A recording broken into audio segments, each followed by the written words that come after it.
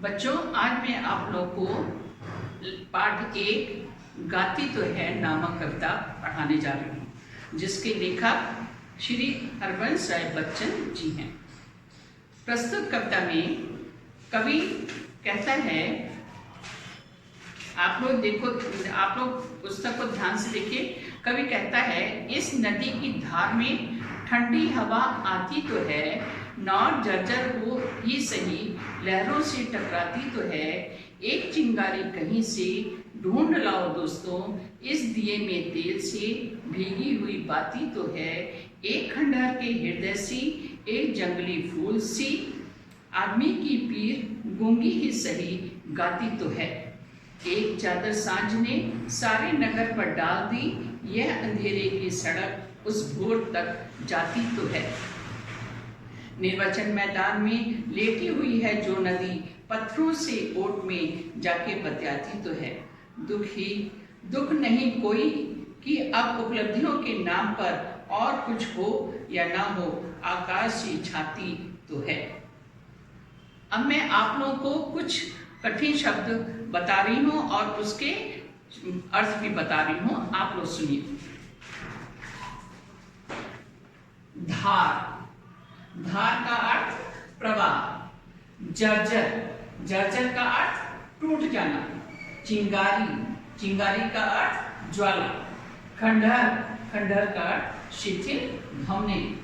पीर, पीड़ा। निर्वचन, बोध कराना। ओट, संरक्षण, पर्दा। उपलब्धियां, सुविधाएं। अब मैं आप लोगों को पहले एक पैराग्राफ का भावार्थ बता रही हूँ, आप लोग उससे ध्यान से सुनिए। और अगर कुछ भी समझ में ना आए, आप उसको दोबारा पूछ सकते हैं। जब तक आप समझ में ना आए, आप अवश्य पूछिए, कुछ भी संकोच करने की जरूरत नहीं है। इस नदी की धार में ठंडी हवा आती तो है। एक समुद्र जिसमें लहरें उठती हैं, समुद्र से ठंडी ठंडी हवाएं उठती हैं, निकलती हैं,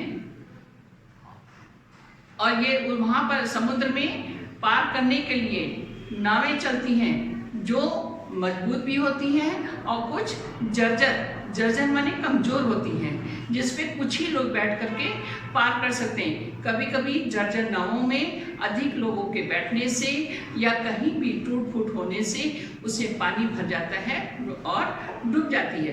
तो जर्जर नावों का मतलब यही है। तो नदी में, समुद्र में जर्जर नावें भी बहती हैं और मजबूत नावें भी बहती हैं। तो नदी की धार से ठंडी हवा तो आती है, नदी की धारा से ठंडी ठंडी हवा आती है। नाव जर्जर ही रहती है तो भी वह समुद्र में जाती हुई दिखाई देती है, लोगों को पार कराती है। एक चिंगारी कहीं से ढूंढ लाओ दोस्तों, इस दिए में तेल। सेकंड पैराग्राफ देखो बच्चों। एक चिंगारी कहीं से ढूंढ लाओ दोस्तों, इस दिए में तेल से भीगी हुई बाती तो है। कहने का अर्थ यह है कि कवि कहता है कि हे दोस्तों, एक चिंगारी, अगर हमने दिया जलाना है तो उसको जलाने के लिए हमें चिंगारी लगानी पड़ेगी, हमें उसको रोशनी से जोड़ना होगा, उसको रोशनी देनी होगी, तभी वो दिया जल पाएगा। चाहे माचिस से दें या कैंडल जला करके हम उसमें दें तो ही दिया जल सकता है, नहीं तो नहीं दिया। और दिए में भी तेल होगा तो ही बाती जलेगी, अन्यथा नहीं। तो कवि कहता है कि हे दोस्त, कहीं से आप एक चिंगारी, आग की चिंगारी ढूंढ करके लाओ, ताकि इस दिए की बाती को हम जला सकें, यानी हम अंधकार में जीवन को ज्ञान रूपी प्रकाश से प्रकाशित कर सकें। थर्ड, एक खंडहर के हृदय सी, एक जंगली फूल सी, आदमी की पीर गूंगी ही सही गाती तो है। एक खंडहर, खंडहर का मतलब होता है बहुत पुरानी इमारत जिसमें कोई नहीं रहता, जो कहीं कहीं से टूट फूट गई है, बिल्कुल जर्जर हो गई है, वहां पर रहने लायक नहीं है। ऐसी इमारतों को, ऐसे भवनों को हम जर्जर कहते हैं, खंडहर कहते हैं। तो ये हृदय, जिस तरह खंडहर में कोई भी नहीं रह सकता है। और एक जंगली फूल, फूल तो है लेकिन वो जंगली है, उस जंगली फूल का कोई भी महत्व नहीं है। जिस प्रकार खंडहर का कोई महत्व नहीं है, उसी प्रकार जंगली फूल का भी कोई महत्व नहीं है। आदमी की पीड़ा, आदमी जब दुखी होता है, उसके कोई पीड़ा होती है, तभी वो पीड़ा का महसूस करता है। तो वो पीड़ा जो होती है वो बोलती नहीं है, वो मनुष्य के भाव भाव से पता चलता है कि इस मनुष्य को पीड़ा हो रही है। तो जिस तरह खंडहर का कोई महत्व नहीं होता, जंगली फूल का महत्व नहीं होता, उसी प्रकार पीड़ा का भी कोई अस्तित्व नहीं होता। वो केवल मनुष्य के हाव भाव से ही उसका पता लगाया जाता है। एक चांदर साँझ ने सारे नगर पर डाल दी, यह अंधेरे की सड़क उस भोर तक जाती तो है। फिर कवि कहता है कि प्रातः से शाम होती है, रात होती है, रात से फिर सुबह होती है। तो रात के अंधेरे को कवि ने चादर के समान समझा है, चादर के समान बताया है। तो कवि कहता है कि प्रकृति ने आकाश पर एक ऐसी चादर डाल दी है जिससे चारों तरफ अंधेरा छा गया है, और ये अंधेरा जाकर सुबह समाप्त होती है। जब सुबह होती है, सूर्य की रोशनी होती है, सूर्य निकलता है, सूर्य के उदय होने पर वो अंधेरे रूपी चादर समाप्त हो जाती है। उसी प्रकार मनुष्य के जीवन में पीड़ा रूपी जो अंधेरा है वो खुशी रूपी रोशनी से ही दूर किया जा सकता है। निर्वचन मैदान में लेटी हुई है जो नदी, पत्थरों से कोट में जाके बतियाती तो है। जब नदी बहती है तो वो कभी पत्थरों से टकराती है, कभी वो टीलों से टकराती है, कभी वो पेड़ों से टकराती है। खुले मैदान में वो बहती हुई जाती है। लेटी का अर्थ बहना। नदी जो एक खुले मैदान में एक बहती चली जाती, वो कभी पत्थरों से टकराती है, कभी वो नदियों के किनारों से टकराती है, और जाकर वहाँ जब तेज बहाव में जब किसी चीज़ से टकराती तो वो शांत हो जाती है। ऐसा प्रतीत होता है मानो नदी उनसे बातें कर रही हो। दुख नहीं कोई कि अब उपलब्धियों के नाम पर और कुछ हो ना हो, आकाशी छाती तो है। फिर कवि कहता है कि दुख कोई। बच्चों, अब आप लोग को मैंने लेसन समझा दिया है, अब मैं आप लोग को क्वेश्चन के आंसर बता रही हूँ। कवि को ऐसा क्यों लगता है कि आदमी की पीड़ा भी गाती है? पीड़ा मूक होती है, वो केवल चेहरे के भाव से ही पता लगाया जाता है कि किसको कितनी पीड़ा है, किसको कितनी चोट लगी है, जिससे कारण उसको पीड़ा हो रही है। पीड़ा गूंगी होती है, वह केवल आह ओह इस तरह के शब्दों के द्वारा हम व्यक्त कर सकते हैं कि हमें कितनी पीड़ा होती है, इसलिए पीड़ा को गूंगी कहते हैं। एक चिंगारी कहीं से ढूंढ लाओ दोस्तों, इस दिए से तेल से भीगी हुई बाती तो है, का भाव स्पष्ट करिए। जिस प्रकार एक चिंगारी से ज्वाला बन जाती है, आग लग जाती है, भीषण आग बनकर सब कुछ नष्ट कर देती है, लेकिन यहाँ पर एक चिंगारी का तात्पर्य उस रोशनी से है जिसके द्वारा दिए को जलाया जा सकता है और अंधकार को दूर किया जा सकता है। अर्थात जो अज्ञानता का अंधकार फैला हुआ है वो ज्ञान के द्वारा हम उस अंधकार को मिटा सकते हैं। इस गजल का शीर्षक गाती है दिया गया है, इसके लिए कोई और शीर्षक सुझाइए। इसका शीर्षक होगा सामना करना। जब इंसान कोई भी काम करता है तो उसे अनेक कठिनाइयों का सामना करना पड़ता है। जब तक वह किसी कठिनाई का सामना नहीं करता तब तक उसको इस बात का एहसास नहीं होता, अनुभव नहीं होता कि उसे क्या करना है और कितना परिश्रम करना है। अभ्यास करने पर ही, कठिनाइयों का सामना करने पर ही उसको अपने लक्ष्य तक पहुंचने में सफलता मिलती है और तभी वह एक सफल नागरिक भी बन सकता है। नीचे दी गई कुछ सूक्तियाँ पढ़िए, इनका भाव स्पष्ट कीजिए। असफलता ही सफलता की कुंजी है। जब व्यक्ति कोई काम करता है तो उसे अनेक कठिनाइयों का सामना करना पड़ता है, अनेक बाधाएं आती हैं उसके जीवन में, अनेक रुकावटें आती हैं। जब तक उनका सामना वो नहीं करता है, उन कठिनाइयों को दूर करने का प्रयास नहीं करता है, तब तक वह सफल नहीं होता है। और जब वह कठिनाइयों को दूर करने में सक्षम हो जाता है, दूर कर लेता है, तभी उसे सफलता प्राप्त होती है। असफल व्यक्ति ही सफलता का महत्व समझ सकता है। एक व्यक्ति जो कभी भी परिश्रम नहीं करता है या किसी प्रकार की बाधा का सामना नहीं करता है, तब तक उसे कठिनाई का एहसास नहीं होता, उसको ये अनुभव नहीं होता कि कठिनाई क्या होती है। जब आप एक स्वतंत्र होकर के जब आप अकेले किसी काम को करता है और कठिनाइयाँ आती हैं, जब उन कठिनाइयों को दूर कर लेता है, तभी वह सफलता के महत्व को समझता है।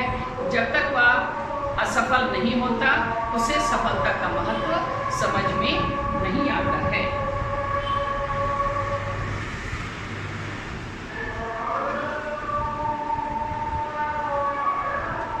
अब लिखित प्रश्न।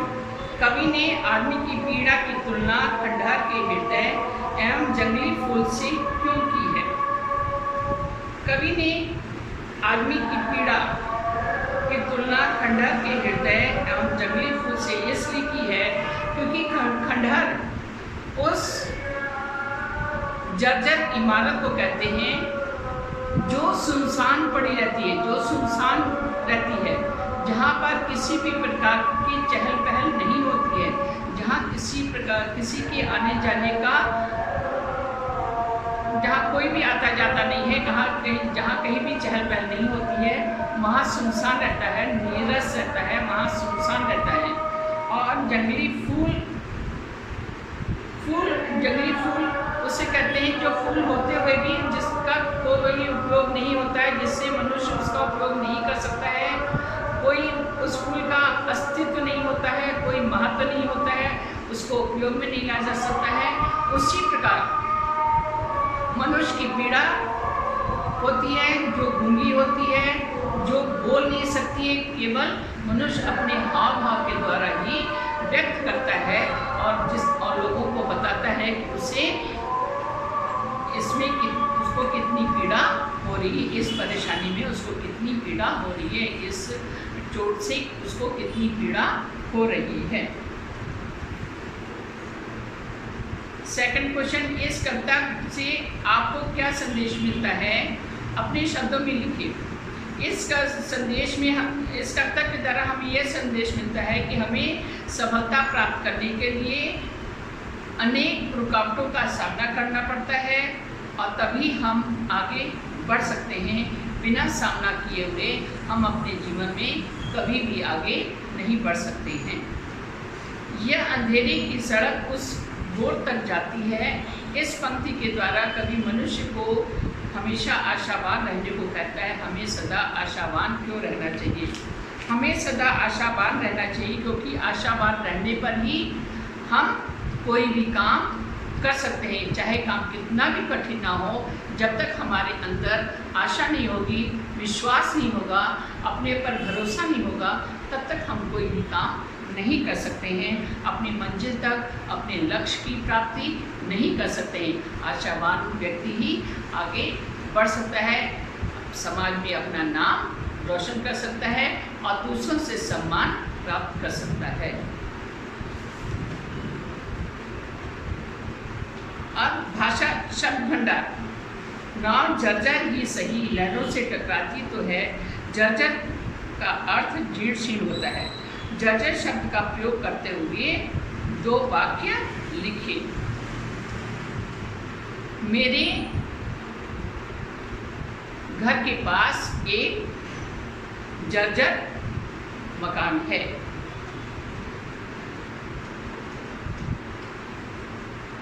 एक खंडहर के हृदय सी रेखांकित शब्द का अर्थ लिखिए। खंडहर का अर्थ है वीरान, टूटा फूटा हिस्सा, शिथिल भवन, जहाँ किसी प्रकार की चहल पहल नहीं होती है। खंडहर का अपने वाक्यों में प्रयोग कीजिए। आजकल बहुत से ऐसे खंडहरों की खोज हो रही है जहाँ पर प्राचीन काल की मूर्तियाँ प्राप्त हो रही हैं। आदमी की पीर गूंगी ही सही, यहाँ पीर शब्द का अर्थ पीड़ा या दर्द है। इस शब्द का प्रयोग करते हुए कबीर ने भी एक दोहा लिखा है जिसमें पीर शब्द अलग अलग अर्थों में प्रयोग किया गया है। कबीर सोई पीर है जो जाने पर पीर, जो पर पीर न जाने सो काफिर बेपीर। इस दोहे को पढ़िए, पीर के अलग अलग अर्थ लिखिए। इन अर्थों के संदर्भ में पीर शब्द के एक एक वाक्य भी लिखिए। एक पीर का मतलब होता है मौलवी या ऐसा ज्ञानी व्यक्ति जो दूसरों को ज्ञान देता है। और एक पीर का अर्थ दूसरा पीर का अर्थ पीड़ा, पीड़ा यानी दर्द, जो चोट लगने पर मनुष्य को महसूस होती है। और जिसको पीड़ा महसूस नहीं होती है, जो दूसरों के दर्द को नहीं समझता है, वह बेपीर कहलाता है।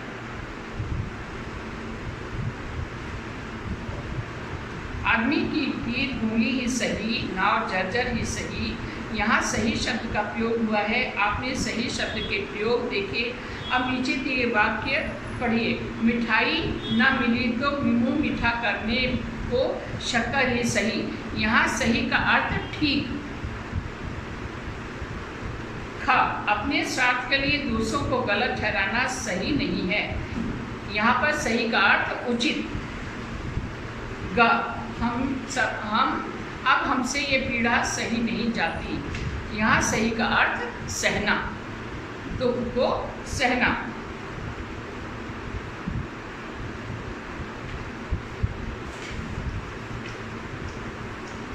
अब आप लोग को होमवर्क में सृजनात्मक अभिव्यक्ति करना है, परियोजना कार्य करना है और नीचे आप लोग हाँ या नहीं में निशान लगाइए।